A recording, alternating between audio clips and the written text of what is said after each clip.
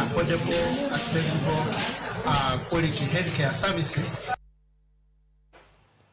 Migao mar thieth okoni luoro nitie mar medruok e tuoche ma ikelo nikech pi mochido ahinya to e kinde ma jolony e weche mag lokruok chal kor lwasi osekoni piny Kenya dhi bedo kod koth mar El Nino. Mane oyang kod jagoro ma ongirore migao mar thieth Mary Mudhoni mane loso e boma ma Naivasha. Judith Omondi ni kod ler mathoth.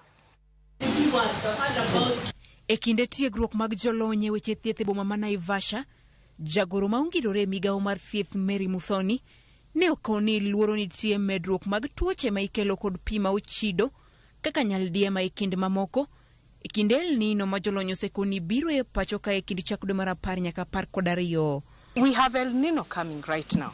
How prepared are we in our households? Because it's not just about the government, what the government is doing, it's also what the people are doing in their small circles, in their small areas of living.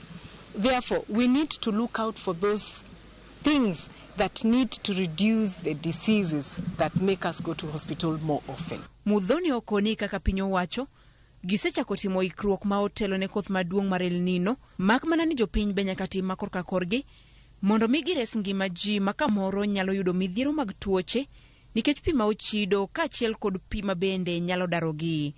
Where we are detecting that there's going to be waterlogging, we clear it. If it is an issue of infrastructure, they are rectified right now, ensuring that the masses who live on areas where there's likely to be a lot of waterlogging, they move to higher grounds. Remember, we have already done polio vaccination, cholera vaccination, which the campaigns that we have been doing, and this has gone with sensitization on how to also prevent some of the waterborne diseases that are likely to come with El Nino.